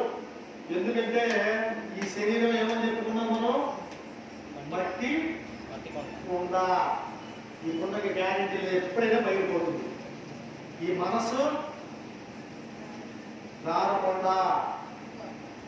ఎందుకంటే మీరు మనంతా మన్నించాలి, మనమంతా ఒక తల్లిదండ్రులాగా ఒక కుటుంబ సభ్యులాగా దీన్ని మనం చూసుకోవాలి. ఒకవేళ రేపు మనం బతుకున్నా, లేకపోతే రేపు వచ్చే సంవత్సరానికి మనం బతుకున్నా ఇలా ఉంటారుగా. ఎందుకంటే నాకు బాగా గుర్తున్న 13వ తారీఖు నాడు ఓటు వేయటానికి వెళితే, అంతకుముందు 5 సంవత్సరాల కింద ఓటు వేయడానికి పెద్ద మీసాలు తిప్పుకొని, గండబిడ్డలు దొరుకుని, ఉంగరాలు పెట్టుకుని ఇలా రొమ్ము తిరుగుతున్న వాళ్ళందరూ వాళ్ళని రొమ్ము చేతులతో పట్టుకొస్తున్నారు ఇద్దరు. అర్థమైందా?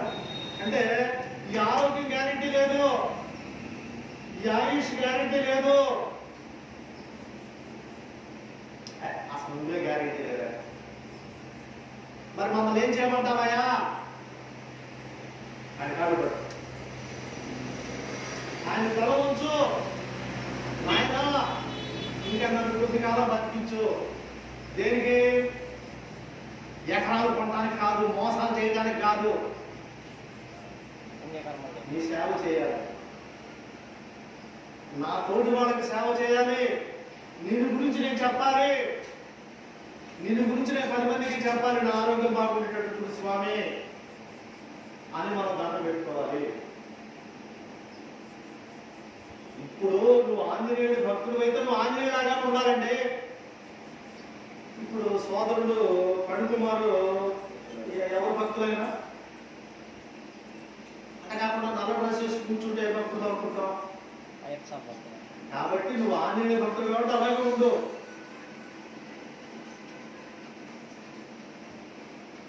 అంటే మనం ఆంజనేయ స్వామి భక్తులు అనుకుంటే, లేదా రామ భక్తులు అనుకుంటే, లేదా అమ్మవారి భక్తులు అనుకుంటే ఆయనలాగా మనం జీవించాలి. జీవించడం అంటే ఏంటయ్యా? తోటి వారికి సేవ చేయి. ఎందుకంటే నీవు ఇతరులకి ఏమీ చేయకపోతే నీకు నువ్వు సున్నా చేసుకున్నట్టే. నేను ఇచ్చానంటే నా కొడుకు 2 కొడుకులు ఉన్నారు, 4-20 నీ పాడ. నువ్వు 4-5 కదరా, 4 యాప్లు ఇచ్చినా నీ గుర్తుకెళ్తే ఎవరికి సహాయం, బయట వాళ్ళకి సహాయం. ఎవరు కలిగించాడని చెప్తున్నాను ఇందాక. అక్కడ లక్ష్మణుడికి ఏం చేశాడు? ఏం చేశాడు లక్ష్మణుడికి? ఆయన ఒక్క నిమిషం, లక్ష్మణుడికి ఏ సహాయం చేశాడు ఆంజనేయుడు? సంజీవిని పర్వతాన్ని తీసుకొచ్చి ప్రాణం. Very good. ఏం చేశాడు? తెచ్చి ఏం చేశాడు? ప్రాణాన్ని రక్షించాడు. ఆయనకి ఏం తెమ్మని చెప్పారు? సంజీవ పర్వతాన్ని తెమ్మని చెప్పారా? సంజీవిని మూలిక. మరి ఆయన ఏం చేశాడు? పర్వతాన్ని. అది మనం అనుకో, మూలికలు ఏదైతానికే తెలుసుకోవడానికి టైం పడుతుంది, తగ్గించుకొచ్చాడు.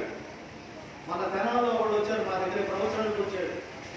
అలాగే గుర్తుగా వెళ్ళి ఆ ప్రవచనానికి సంబంధించిన టెక్స్ట్ ఉన్నాయా కట్టమని చెప్పి పంపించాను నేను. వాడమంటే గురుగారు దిగ్గురాలు ఎంత దూరం ఉంటుందండి అన్నాడు. దిగ్గురాలు ఎంత దూరం ఉంటుందా? ఒక 5-6 కిలోమీటర్లు ఉంటుందేమో అన్నా నేను. వాడు ఖచ్చితంగా ఆ స్కూటర్ తీసుకెళ్ళి 5 కిలోమీటర్లు తిరిగి వచ్చాడు. ఏంటో తెచ్చామంటే మీరు చెప్పారు కదా 5-6 కిలోమీటర్లు అన్నారు కదా, 6 కిలోమీటర్లు వెళ్ళారు, దిగ్గురాలు రాలేదంటే తిరిగి వచ్చేసారు. అంటే ఏంటి? మనంతా క్యాలిక్యులేటెడ్ మనుషులు. నాకేంటి? నేను రేపటి వెళ్ళి ఆ ఫ్లెక్సీని కట్టొస్తే నాకేంటి? లేదా రేపటి నుంచి ఈ పేపర్ వచ్చి ఇక్కడ పని చేస్తే నాకేంటి? లక్ష్మణుడికి చేసింది ఆయన ఇంకెవరన్నా చేయగలరా? ఏం చేశాడు లక్ష్మణుడికి? ఎవరు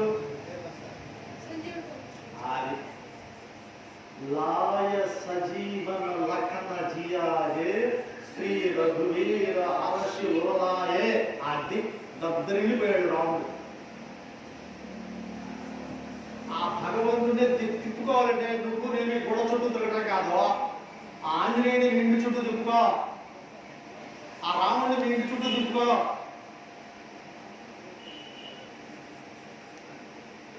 లక్ష్మణుడు అలా పడుంటే ఏం చేశాడు స్వామి? లాయ సజీవన, సజీవన అంటే సంజీవని, లాయ అంటే తీసుకొచ్చాడు. లాయ సజీవన లఖన లేదా లక్ష్మణ, లాయ సజీవన లఖన జియాయే, జియాయే అంటే జీవం పోసాడు. లక్ష్మణుడికి నువ్వు జీవం పోసావు, ఏం తీసుకొచ్చి పోసావు? అది. అప్పుడు శ్రీరామచంద్రుడు ఏం చేశాడు? లాయ సజీవన లఖన జియాయే శ్రీ రఘువీర. ఎవరైనా శ్రీరామ్ ఈయన మహావీరుడమ్మా. ఆయనే వీరుడు, రఘువీరుడు, రఘుకులోత్తముడు అంటే రఘువంశంలో పుట్టిన వీరుడు. సాక్షాత్తు ఆ నరుడే నారాయణుడిగా వచ్చిన ఆ రామచంద్రుడు ఏమన్నాడు ఈ హనుమంతుడితో? లాయ సజీవన లఖన జియాయే శ్రీ రఘువీర అరసి మురలాయే. అమ్ము నాయనో, హరసి ఆశ్చర్యపోయాడు, మెచ్చుకున్నాడు, ఉబ్బి తబ్బిపోయిపోయాడు. ఎవరు? ఏం చేశాడు? ఉబ్బి తబ్బిపోయిపోయి ఏం చేశాడు హనుమంతుడి? హరసి మురళాయే, ఇలా ఇలా ఇలా తన కౌగిలిలో బంధించేశాడు. ఇక ఆయన మాట్లాడే మాటలు విన్నాడు కదా రామచంద్రుడు. ఇదేమన్నాడు? ఒరే లక్ష్మణ, ఒరే తమ్ముడా, అదుగోరా హనుమంతుడు మాట్లాడుతున్నాడు, ఒక్కసారి వినరా. అతను మాట్లాడే మాటలు వింటే, అతని మాటలు ఆలకిస్తే మనకున్న పెద్ద బండ శత్రువు కూడా, పెద్ద శత్రువు కూడా కత్తి తీసుకుని వస్తే వాడు కూడా కత్తి కింద పడేసి కళ్ళ మీద పడతాడు అతని మాటలు వింటే అన్నాడు. అంటే ఈ సుందరకాండ జాగ్రత్తగా వింటే, భక్తిగా శ్రద్ధగా వింటే మనం ఎలా మాట్లాడాలో తెలిసింది, మనం ఎలా మాట్లాడకూడదో తెలుస్తుంది, మనం ఎలా సేవ చేయాలో తెలుస్తుంది. అందుకనే ఏమన్నాడు ఆయన? లాయ సజీవన లఖన జియాయే శ్రీ రఘువీర హరసి మురళాయే. జై హనుమాన జ్ఞానగుణ సాగరా జయత కీసా, జయత కీసా లోక ఉదారా. నువ్వు హనుమాన్ చాలీసా చదివితే కాళ్ళ పడే దేవుడు కావాలి. మనము హనుమాన్ చాలీసా చదివితే ఎన్ని అచ్చగారి పెట్టాము ఇప్పటి వరకు? ఎన్నిసార్లు? 20 సార్లు అయిందా? 15 సార్లు అయిందా? కాదా అక్కాయి 18 సారి అక్కాయి ఒకళ్ళు, లేదా 20 సారి ఒకళ్ళు. ఒక్కసారే చదువు, నోటితో కాదు మనసుతో చదువు. జై హనుమాన జ్ఞానగుణ సాగరా జయత కీసా లోక ఉదారా. రామదూత అతులిత బలధామ అంజనీ పుత్ర పవన సుత నామ. సుందరకాండ, ఆనందకాండ, ఆనందాన్ని ఇచ్చే కాండ. ఇప్పుడు విషయంలో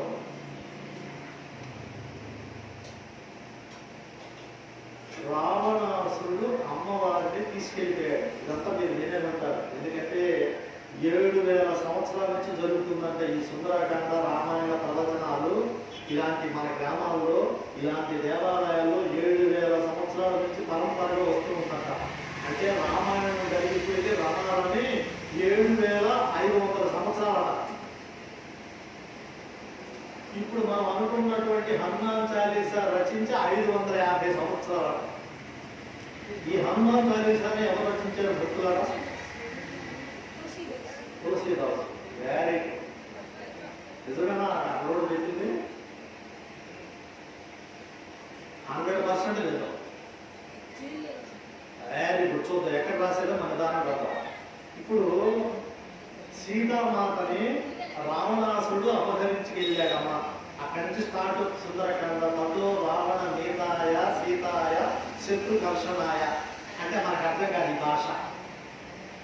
అందుకని నేను ఏం చేశానంటే మన ముందు భాషలో, మన ఇంటి భాషలో దీన్ని నేను రాసుకున్న నోట్స్. ఇప్పుడు ఈ సీతామాతని ఎక్కడ ఉందో అమ్మవారిని వెతికి తెలుసుకోవలసినటువంటి ప్రయత్నం నేను చేస్తానని సుగ్రీవుడు రామచంద్రుడికి మాటిచ్చాడు. ఇప్పుడు అమ్మవారి కోసం అందరూ ఎతకడం ప్రారంభించారు. అంతా వెతికారు, భూమిలంతా తరిగి పెట్టారు. అయితే ఎక్కడ కూడా అమ్మవారి దారి తెలియాలి. మొత్తం ఎత్తుకుంటూ వస్తే సముద్రం తగిలింది. ఇప్పుడు ఏం చేయాలి? సీతామాత దాడ తెలుసుకుంటామని మన వానర ప్రభువు అయినటువంటి సుగ్రీవుడు రామచంద్రుడికి మాటిచ్చాడు. ఎందుకు? ఈ రామచంద్రుడికి సుగ్రీవుడికి ఇద్దరు పరిస్థితులు ఒకటే. వీళ్ళిద్దరు కూడా భార్య వినోదాన్ని అనుభవిస్తున్న వాళ్ళే. సుగ్రీవుడు భార్యను ఎవరు తీసుకెళ్ళాడు? Very good. 10th class non detail వేసారు. మీకు ఇది 9th క్లాస్ నాన్ డీటెయిల్. మరి చూసారా? ఇది కనుక కేవలం అబద్ధం అయితే మరి పుస్తకాలు మన గవర్నమెంట్ పుస్తకాలనే వేసేది. మన ఎక్కడ చెప్పారంటే ఇది విజయవాడలో చెప్తుంటే తక్క పేలిపోతారు ఆన్సర్స్. ఇలాంటి వాళ్ళు చెబుతారు. అసలు పెద్దవాళ్ళు ఎవరు చెబుతారు? ఏం కయా బాబు అంటే ఇప్పుడు మన నాన్ డీటెయిల్లో పడేసండి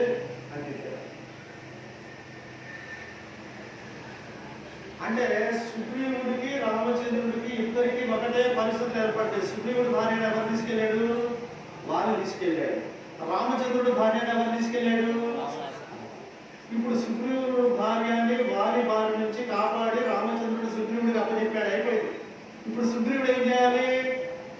రామచంద్రుడు భార్య ఎవరి దగ్గర ఉంది, ఎక్కడ ఉంది తెలుసుకొని అప్పచెప్పాలి. రావణాసుడు తీసుకెళ్ళాడు. ఎక్కడ తీసుకెళ్ళాడు తెలియట్లా.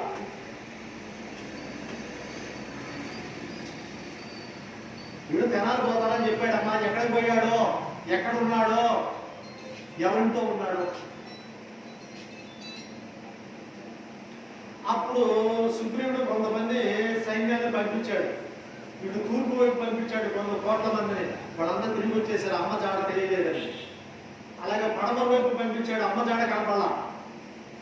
అలాగే ఉత్తరం దిశ వైపు పంపించాడు, అమ్మ జాడ కనపడాల. ఇక ఫైనల్ గా ఇంకో దశ ఉంది. ఏ దిశ అది? దక్షిణ దిశ. ఇక ఫైనల్ గా ఏం చేశాడంటే ఇక రావణాసుడి దగ్గరికి వెళ్తే ఇటే వెళ్ళాలంటే దక్షిణ దిశకి వెళ్ళే వాళ్ళని మంచి బలమైన సైన్యాన్ని పెట్టాడు.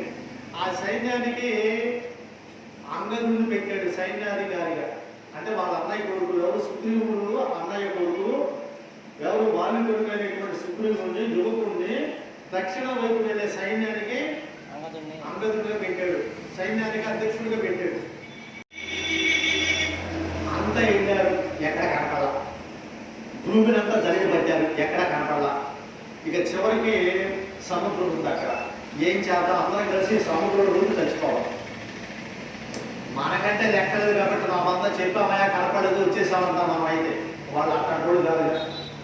వాడు మాట అన్నా ఇస్తే మాట అన్నా అయితే రాలే, లేకపోతే ప్రాణం అన్నా పోవాలంతే. మరి ఏం చేద్దాం? సీతమ్మ ఎక్కడుందో మనకి తెలియట్లా. ఈ మొహాలు పెట్టుకుని మనం సుప్రీంకోర్టుకి వెళ్ళలేము.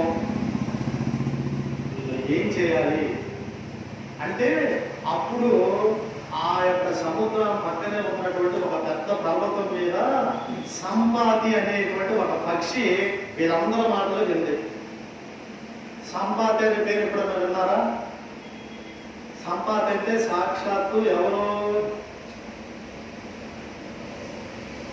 ఒక పక్షి. ఆ పక్షి మాటలు వీరందరూ విన్నారు.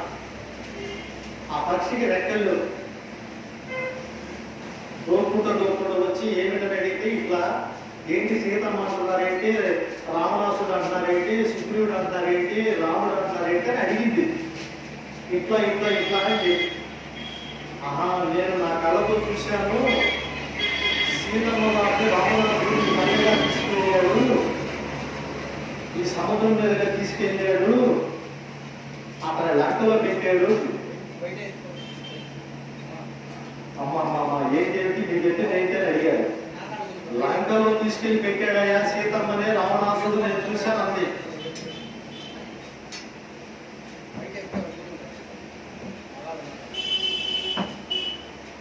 అప్పుడు వీళ్ళందరూ ఎలా ఏం చేశారు, ఏది మాకు వివరంగా చెప్పని అడిగారు. సీతమ్మని రావణాసుడు ఇదిగో తీసుకెళ్లి లంకలో పెట్టాడు, ఈ లంక ఎక్కడ ఉందయ్యా, ఇది సముద్రం అవతల ఉంది, అయితే మేము వెళ్తాం. ఇప్పుడు దాకా మనకు తెలియలేదుగా, ఇప్పుడు దాకా మనకి అడ్రస్ తెలియలే ఇక్కడ సుందరకాండ జరుగుతుందని. కేటీఆర్లు అన్నారు, ఏ గుళ్ళు 10 గుళ్ళు ఉన్నాయి, ఈ గుడి అన్నారుగా, ఓకే వచ్చేసాం, ఇది ఇప్పుడు మనం వెళ్దాం అని వీళ్ళందరూ సమావేశమయ్యారు. ఈ వానర వీరులు అందరూ మంచి గెట్టోళ్ళు పెట్టారు. ఎవరు? సుగ్రీవుడు. ఎందుకంటే లాస్ట్ ఫైట్, ఇది లాస్ట్ గేమ్. అప్పుడు మరి ఈ సముద్రం ఎంత దూరం ఉంటుందయ్యా, దీని వెడల్పు ఎంత అంటే 100 యోజనాలు ఉన్నాయి. ఎన్ని యోజనాలు? యోజనం అంటే ఎంత దూరం? ఇక్కడ వరకు ఆగిపోయింది మన ఎడ్యుకేషన్. అంటే యోజనాలు, మైళ్ళు, ఆమలు పోయేసి ఇప్పుడు మనం ఎందులోకి వచ్చాము, కిలోమీటర్లోకి వచ్చేసాం. ఇప్పుడు ఈ భాష ఎవరికి తెలియదు. ఇప్పుడు ఉదాహరణకి ఆ ఆటో అతను నాకి, అయ్యా నాయన ఇక్కడికి మోపిదేవి ఎన్ని యోజనాల దూరం ఉంటుందని అడిగామనుకోవాడిని, వాడు తల తీసుకెళ్ళి ఆ పత్రం కొట్టుకొని పారిపోతాడు, దండం పెట్టుకోతాడు. వాళ్ళు దయచేసి అలా అడగబాకండి. ఇక్కడికి రేపల్లో ఎన్ని యోజనాల దూరం ఉంటుంది, లేదా అడిగినట్టే ఎన్ని యోజనాలు, ఎన్ని కిలోమీటర్లు భాష మార్చుకోవాలి. లేదంటే మన పాత తెలుగు భాషలాగా ఓ త్రిచక్ర వాహనం చూడ ఇప్పుడు అమ్ము మోపిదేవి ఎన్ని యోజనాల దూరం ఉండునో అన్నామనుకో, ఇక వాడి పాపం ఆ నాగేశ్వర గారు రాష్ట్రంలోకి ఎక్కడికి మోసుకెళ్ళాలి మామే. అంటే మన భాష మార్చాలి. మన వేషం మార్చాం కదా, మన భాష మార్చాలి, మన సాంప్రదాయాలు మారుతున్నాయి, మన వేష భాషలు మారుతున్నాయి, మన అవసరాలు కూడా మారిపోతుంది. ఇదివరకు ఎక్కడికైనా బయటకు వెళ్తుంటే మగవాళ్ళు ఆడవాళ్ళు ఏమంటే పొలుసు సంచులో పొలుసు జోలు పెట్టుకున్నారా, సంచి తీసుకెళ్తున్నారా అని అడిగేవాడు. ఇప్పుడు ఆడవాళ్ళు ఏమంటే క్యారీ బ్యాగ్ తీసుకెళ్తున్నారా, ఫోన్ తీసుకెళ్తున్నారు. ఈ ఫోన్ ఉంటే దాని పెద్ద లేకపోయినా పర్వాలి. అంటే మన అవసరాలు మారుతున్నాయి, మన భాష మారుతున్నాయి. ఎన్ని యోజనాలు? అది సముద్రం 100 యోజనాలు లేదా 100 యోజనాలు. ఇప్పుడు యోజనం అంటే ఎన్ని కిలోమీటర్లు అని చెప్తే ఎలా ఉంటుందని మనం చూసాం. యోజనం అంటే 8 మైళ్ళు అని అర్థమైందా? అది కూడా దాటి వచ్చేసాం. యోజనాలు పోయింది, మైళ్ళు పోయింది. మైళ్ళని మనం ఇప్పుడు ఏం చేయాలి? కిలోమీటర్లు ఎన్ని కిలోమీటర్లు అని అడగాల.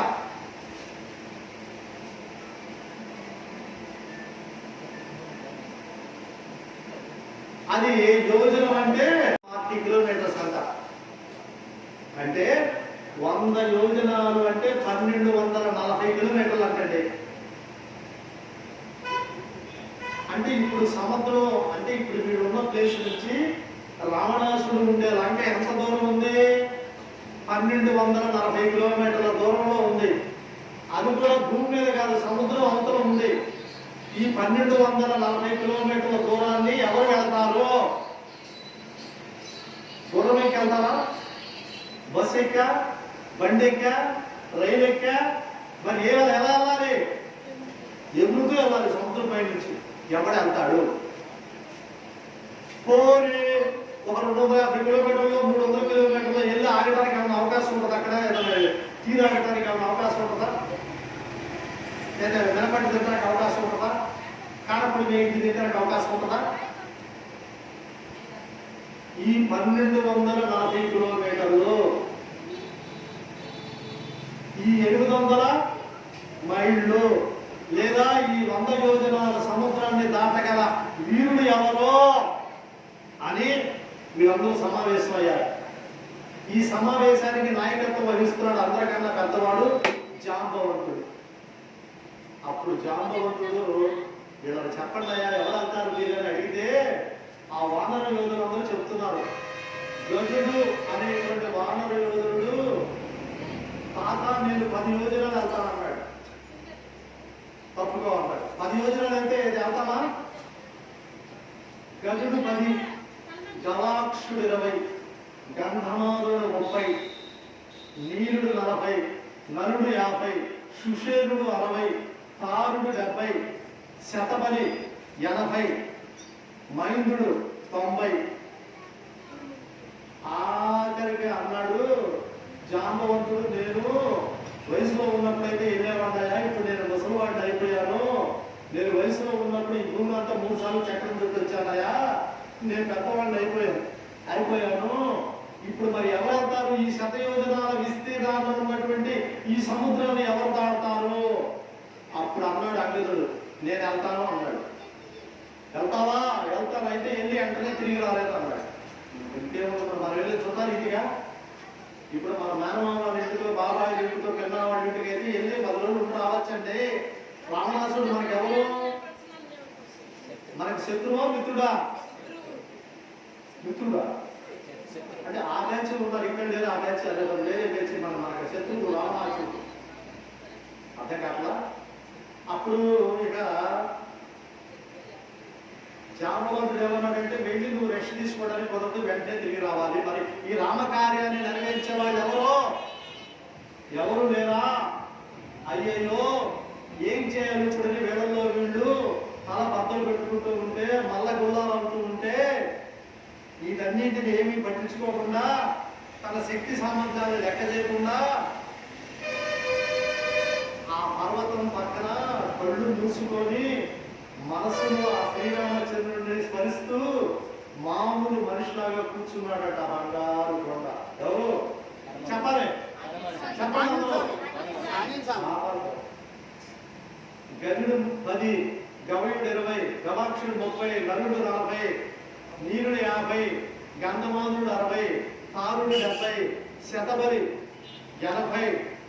ఇట్లా వీళ్ళందరూ చీటీ పాటలాగా పాడేశారు, వాళ్ళ శక్తిని పెట్టేశారు. అసలు ఇవన్నీ సంబంధం లేకుండా పక్కన కూర్చున్నాడు. ఎవరు? ఈనాటి కథానాయకుడు, ఈ సుందరాకాండ ప్రవచన యజ్ఞానికి కథానాయకుడు ఎవరు? హనుమంతుడు, అతులిత బలరాముడు, రామదూత.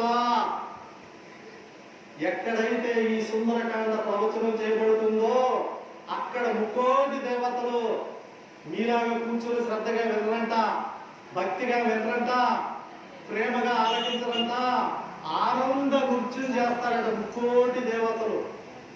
గురువు గారు మాకు కనపడతలేదు నన్ను అడగబాక దయచేసి మామ మన కాళ్ళు కనపడమ్మా, దానికి ఎంతో పుణ్యం చేసి పుట్ట. ఆ పుణ్యం రావాలంటే రోజు ఇలాంటి గుడు దర్శించండి, ఇలాంటి ప్రవచనాలు వినండి, ఇలాంటి ప్రవచనాలు ఎక్కడ. అప్పుడు వీళ్ళలో వీళ్ళు మల్లగొల్లాలు కడుతూ ఉంటే రామనామం జపం చేసుకుంటూ ఉన్నాడు ఆ బంగారు కొండ. ఎలా?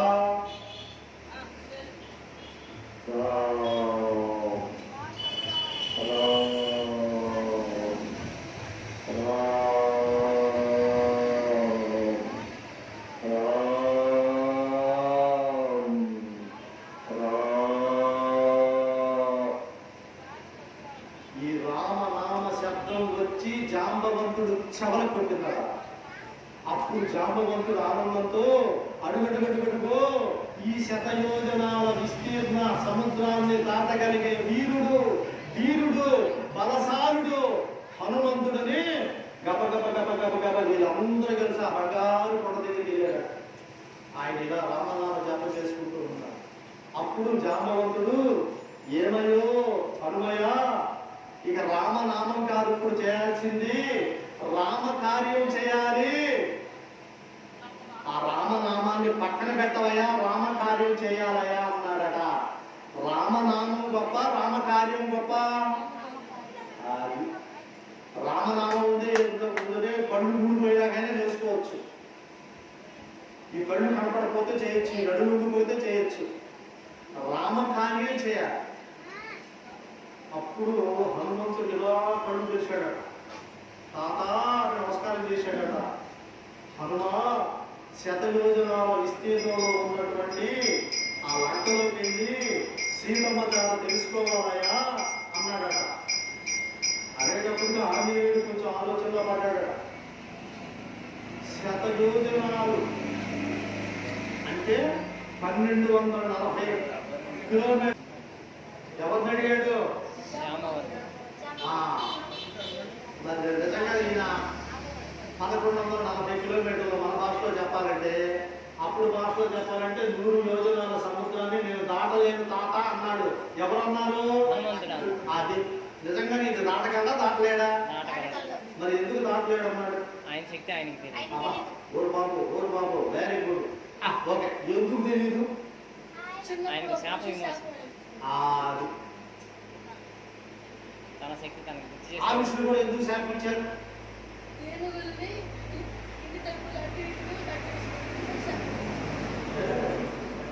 పిల్లలే కాదు, అందరూ కూడా మాట్లాడచ్చు.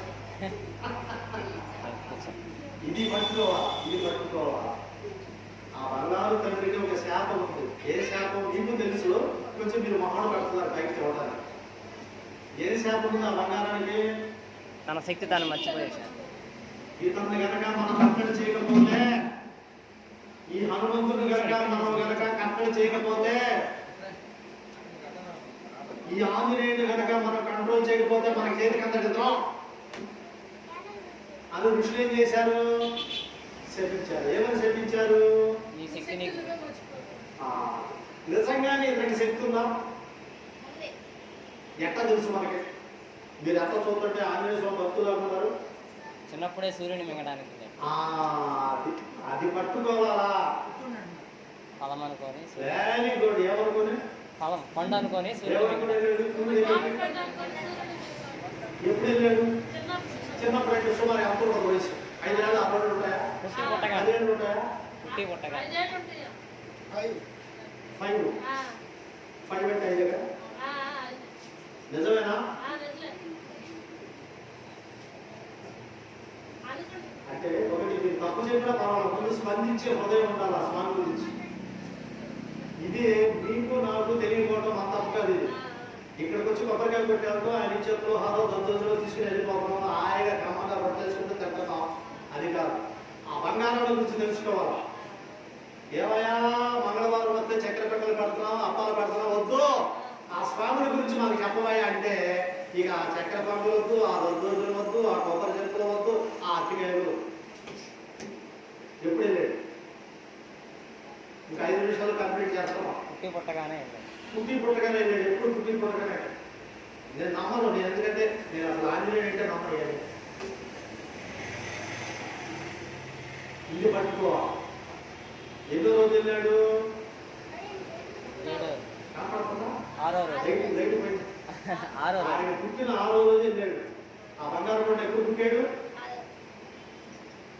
తప్పులేదు. ఈ తప్పు మనంతా ఇలా తెలుసుకుంటే మన ఒళ్ళు పులకించిపోద్ది. మనకి శరీరంలో ఏ జబ్బులు రావు, ఏ చెడ్డ ఆలోచనలు రావు.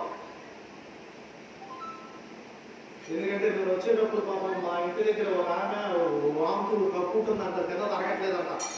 ఏం తింటే అది బయటికి పోయి వస్తుందంట. వాళ్ళు నా దగ్గర జ్యోతిషానికి తీసుకొచ్చారు. 2 నెలల క్రితం బ్రహ్మాండం ఉంటుందని చెప్పారంట. ఆరోగ్యం నాకైతే గుర్తులేదు. ఇదేంటంటే మీరు ఆరోగ్యం బాగుపడుతున్నారు, 4 రోజులు కప్పులు వస్తుంది, తిన్న తరగట్లేదు, ఒకసారి రండి కాస్త ఇల్లు చూడండి అని చెప్పి తీసుకెళ్ళారు. కన్నా ఇల్లంతా వాస్తు వస్తే ఇల్లు కూడా బాగా ఉంది. సరే నాకు తెలిసి ఏంటమ్మా మీ ప్రాబ్లం ఏంటమ్మా అని అడిగితే, సిద్ధార్థ గారు మీరు చెప్పినట్టుగా నాకు ఏ అనారోగ్యం లేదండి అన్నాడు.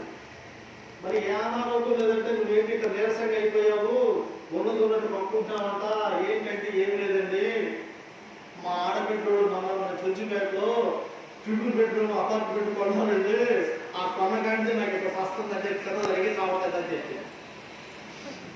అతనైతే రోగాలు ఏ రోగం అర్థమైందా?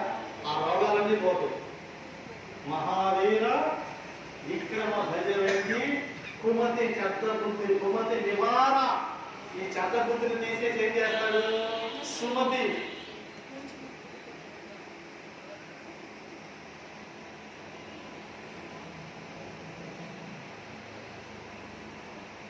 హనుమాన్ చాలీసాని భక్తి శ్రద్ధలతో చదివితే ఈ రోగాలన్నీ పోతాయి. ఈ జబ్బు ముందు ఈ చుక్కనాతనం పోద్ది, ఈ అసూయ పోద్ది. ఒకప్పుడు ఇట్లాగే ప్రభుత్వం చూస్తుంటే ఒక ఆమె వచ్చి రోజు ప్రదర్శన చేస్తాను. ఇక్కడ డిస్టర్బ్గా ఉంది ప్రవచనం చేస్తూ చెప్తూ ఉంటే ఒకరోజు కొంచెం కందలో వస్తామని అడిగా, అమ్మ ఏంటమ్మా ఇంత భక్తిగా ప్రవచనాలు చేస్తున్నారు ఏంటయ్యా అని అడిగితే ఆ పక్కన ఏం చెప్పాడు తెలుసా, భక్తి లేదు నాకు పొందలేదండి,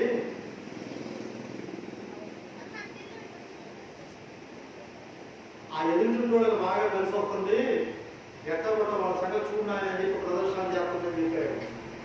అంటే మన పెద్దలు నాయన ఆంజనేయ స్వామి మా ఊళ్ళో అందరం బాగుండాలి ఆయన, నేను బాగుండాలని దండం పెట్టేవాడు అప్పుడు పూర్వం. కొన్నాళ్ళ తర్వాత ఏమైందంటే ఊళ్ళో సంగతి పక్కన పెట్టవా, నేను బాగుండాలి నా పిల్లలు బాగుండాలని దండం పెట్టేవాడు. కొన్నాళ్ళ తర్వాత నా ఆరోగ్యం చూడు నా పిల్లలు చూడు అని చెప్పేవాడు. ఇప్పుడు పరిస్థితి ఎలా ఉందో చెప్పరా, ఆయన నా సంగతి మా అబ్బాయికి ఫస్ట్ క్లాస్ వచ్చినా రాకుండా పర్వాలేదు కానీ మా పక్కింటి సంగతి మాత్రం అడిగి రాకుండా చూడు నీకు ఆపు పూజ. అసూయ సుఖమాత్రం అంటే ఇది మనకు వస్తున్న జబ్బులు కాదు, తెచ్చుకుంటున్న జబ్బులు. అందుకనే ఒకప్పుడు డాక్టర్లు కూడా ఈ దేవుణ్ణి నమ్మేవాడు కదా, వాళ్ళు చెప్తున్నారు మీరు చక్కగా హనుమాన్ చాలీసా పెట్టుకుని వినండి, ఫోన్లో మీకు ఇష్టమైన దేవుడికి వెళ్ళండి, కాసేపు సత్సంగం చేయండి, దేవాలయంలో కూర్చోండి, ప్రవచనాలు వినండి, భక్తి గీతాలు వినండి అని చెప్పి డాక్టర్లే చెబుతున్నారు. ఎప్పుడు వెళ్ళాడు ఆంజనేయ స్వామి స్కూల్ దగ్గరికి? 6వ రోజు. ఆయన పుట్టింది ఎప్పుడు? వైశాఖ కృష్ణపక్ష దశమి. రేపు హనుమాన్ చాలీసా ఆంజనేయ స్వామి పండుగ వస్తుంది. హనుమాన్ జయంతి ఎప్పుడు? వైశాఖ మాసం కృష్ణపక్ష దశమి. వైశాఖ కృష్ణపక్ష దశమి. అవునా కదా? దశమి రోజు పుట్టాడు ఆయన.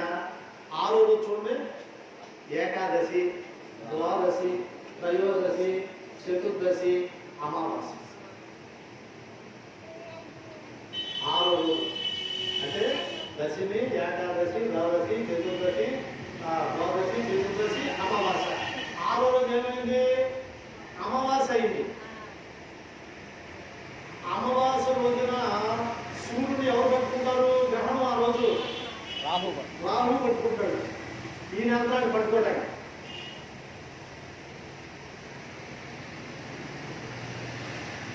అయితే ఆ సూర్యుడు ఎంత దూరంలో ఉన్నాడు ఈయనకి?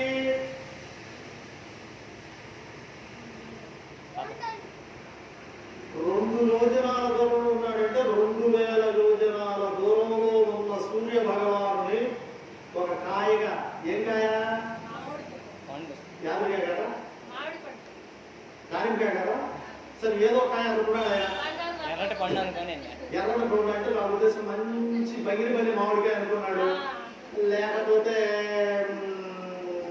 దానిమ్మకాయ కూడా ఎర్రగా కూడా ఏదో ఒకటి బాగా బాగా. ఇప్పుడు కూడా ఆటలో ఉన్నారు స్వామివారు. ప్రసాదం ఏంటి ఇప్పుడు స్వామివారికి? ఇప్పుడే వచ్చింది చక్కెర పక్కల పువ్వు అదిరిపోతుంది. ఎలా ఉన్నాడు? మొదట్లో ఉన్నాడు బాబు. ఈయన ఎక్కడి నుంచి వెళ్ళాడండి? ఏ ఊరు నుంచి వెళ్ళాడు? మీ పేట నుంచి వెళ్ళాడు అక్కడ కృష్ణుడి దగ్గరికి? ఏ ఊరు నుంచి వెళ్ళాడు? ఇది పట్టుకోవాలి. మీరంతా ప్రభుత్వం ఎప్పుడైనా వెళ్ళారా? జాబాలి అనే ప్లేస్ ఉంది తిరుపతిలో, అక్కడి నుంచి వెళ్ళాడు బంగారు కొండ. మన స్వామివారు మన రాష్ట్రంలో పుట్టాడు. మన అదృష్టం. ఎక్కడ పుట్టాడు? తిరుపతిలో పుట్టాడు బంగారు కొండ. వైశాఖ దశమి రోజు పుట్టాడు బంగారు కొండ. శనివారం పుట్టాడు. వాళ్ళ అమ్మాయి ఉన్నా పూజ చేసుకోవడానికి కానీ పూలు తేయడానికి తోటలోకి వెళ్ళింది. ఆకలి కంట్రోల్ లేదు, మనిషి స్పీడ్ మనిషి. అలా చూసాడు. అప్పుడే వస్తున్నాడంట ఉదయభావుడు. మంచి బగిరిపల్లి మామిడికాయ అనుకున్నాడంట. ఎన్ని దూరం అని రీసెర్చ్ చేశారు మన సైంటిస్టులు. హనుమంతుడు తిరుపతిలో ఉన్న జాబాలి ప్లేస్ నుంచి ఆ సూర్యుడి దగ్గరికి వెళ్తే కొలిచారు. ఎందుకంటే యుగ సహస్ర యోజన పరభాను లిల్యోతాహి మధుర ఫల జాను. అది యుగ సహస్ర. యుగ అంటే 2, సహస్ర అంటే 1000, 2000 యోజనాలు అంటే చెప్పాగా మనకి. అక్కడికి వెళ్ళాడు. మరి నువ్వు చిన్నతనంలోనే 6 ఏళ్ల పెద్దగా ఉన్నప్పుడు బాణాలతో నకలాడుతూ వెళ్ళావు కదయ్యా, ఆఫ్టర్ 100 యోజనాలు ఎందుకు వెళ్ళలేవని క్వశ్చన్ వేశాడు జాంబవంతుడు. అలాగా తాత అనేటప్పుడు ఆ శాపం పోయింది. అంటే ఎవరైతే హనుమంతుడికి తన శక్తి గుర్తు చేస్తాడో, ఎవరైతే తన బలాన్ని తనకి జ్ఞాపకం చేస్తారో అప్పుడు అతని శక్తి అతనికి వస్తుంది. అంటే అది స్వలాభం కోసం కాదు, అయ్యా మాకు ఆ రేపల్లో ఎవడో డబ్బులు కట్టలేదు, మా పొలం కబ్జా చేసాడు, కాస్త వాడి సంగతి చూడంటే ఆయన గుర్తురాదు. అలా అడగండి దయచేసి. ఒక లోక కళ్యాణం కోసం, ప్రపంచ శాంతి కోసం, మానవాళి కోసం, భావి తరాల కోసం ఎవరైతే అతని శక్తిని ఆయనకి గుర్తు చేస్తారో ఈ శాపం పోయాడు. అప్పుడు దండం పెట్టాడు జాంబవంతుడు, తాత ఈ 100 యోజనాల దూరం ఉన్నటువంటి ఈ సముద్రాన్ని ఒక పిల్ల కాలవాడు వెళ్ళిపోవా, సీతమ్మ జాడ తెలుసుకుంటా. ఒకవేళ నువ్వు అన్నట్టుగా రావణాసుడు కనుక చెప్పకపోతే వాడిని నా తోకతో చుట్టూ తీసుకొచ్చి నా ప్రభు అయినటువంటి ఆ శ్రీరామచంద్రుడి పాదాల మీద పడేస్తా, వాడి అసలు లక్క చేపలాగా చుట్టుకొచ్చి పడేస్తా.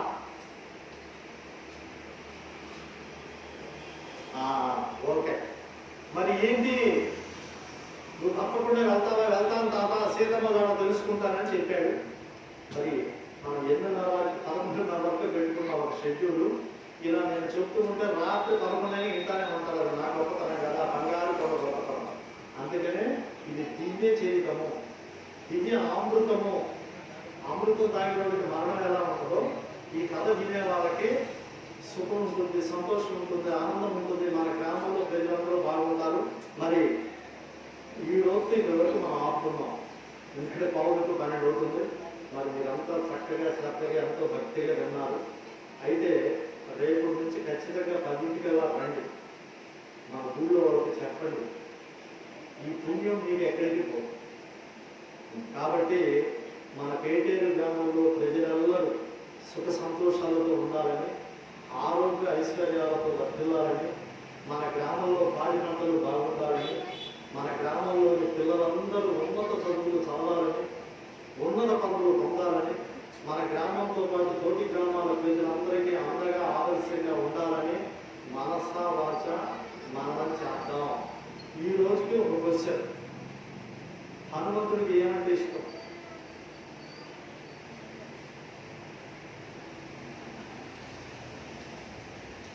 ఏంటి ప్రసాదం ఏంటి కదా?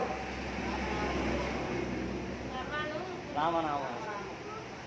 Very good. అందులో కొంచెం యూనిఫామ్ కూడా అయితే బాగుంటుంది కదా, దయచేసి.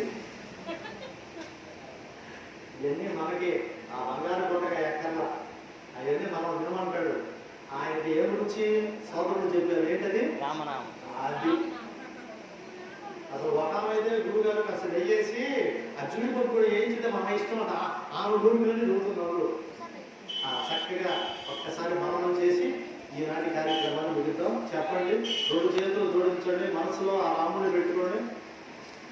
జయ జయ రామ జయ జయ రామ, శ్రీరామ జయ రామ, శ్రీరామ జయ రామ, జయ జయ రామ, జయ జయ రామ, శ్రీరామ జయ రామ, శ్రీరామ జయ రామ, జయ జయ రామ, జయ జయ రామ, శ్రీరామ జయ రామ, శ్రీరామ జయ రామ, జయ జయ రామ, జయ జయ రామ, శ్రీరామ జయ రామ, శ్రీరామ జయ రామ.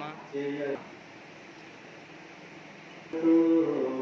ఆదహించగా నలుగురు భక్తితో ఆలపించగా సీతారామ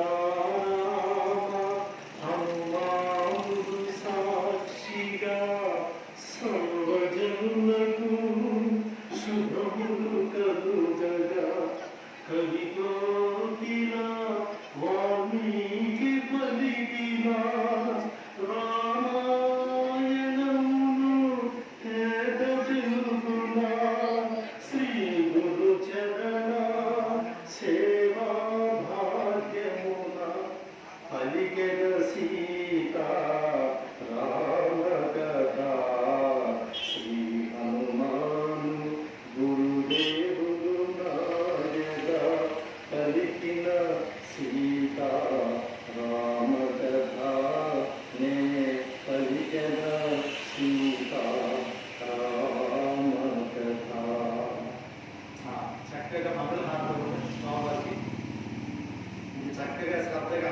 కూర్చొని ఆ మంగళహారతిని కళ్ళ కట్టుకుంటుంది. సీతా